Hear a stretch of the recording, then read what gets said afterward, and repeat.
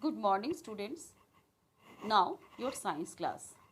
Today, I am going to discuss about solids, liquids, and gases. At first, we have to know what is matter. All things around us are made up of matter. The food we eat, water, air, books, pencil, and so on are all matter. The amount of matter present in a thing makes up its mass. However small a thing may be, it will always have some mass. Similarly, all things take up some space. For example, a log of wood occupies the space covered by the size, and the amount of space covered by a thing is called its volume. And what is matter? Matter is anything that occupies space and has mass. What is matter? The matter is anything that occupies space and has mass.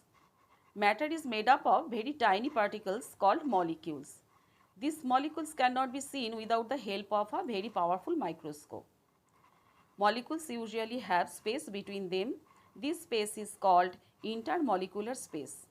Molecules attract nearby molecules with a force. This is called intermolecular force of attraction. Molecules that attract each other more strongly lie close together. Molecules that have a weak attraction lie far apart. Now, states of matter. Matter exists in three different states in nature. It can exist as a solid, liquid, or gas.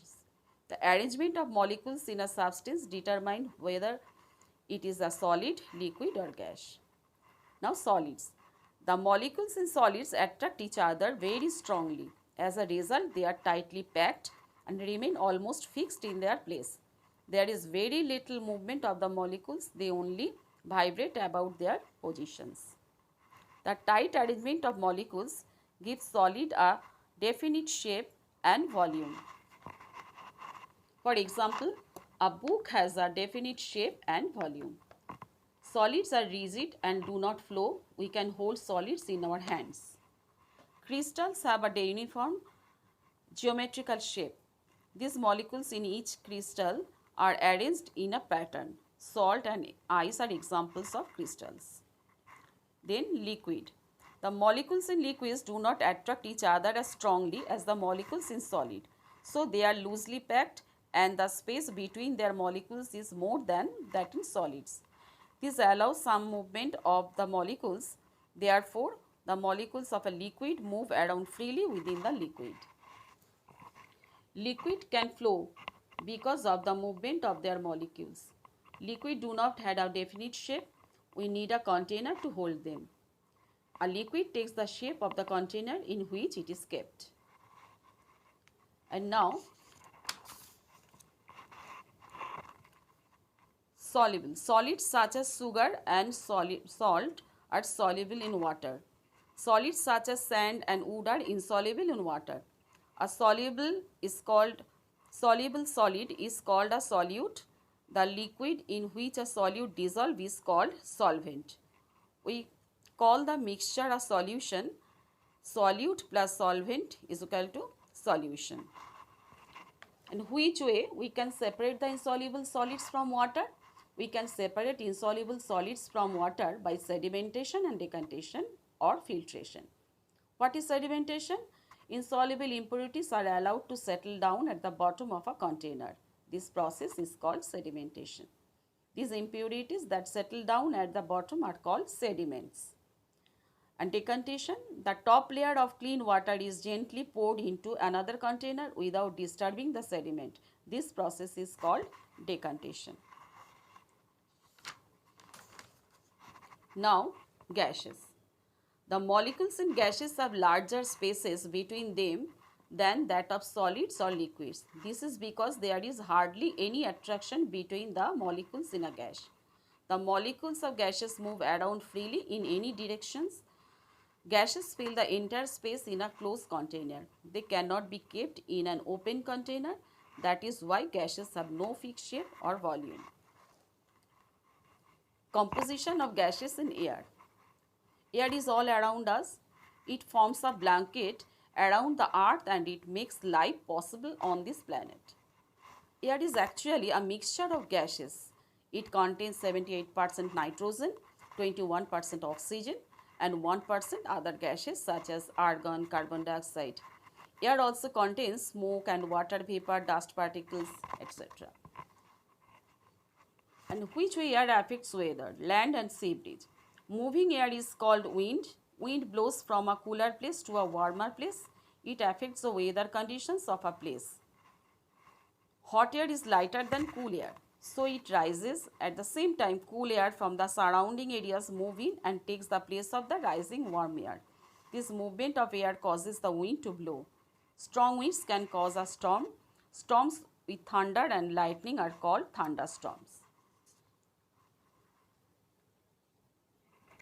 During the day, the land surface gets heated much faster than the surface of the sea.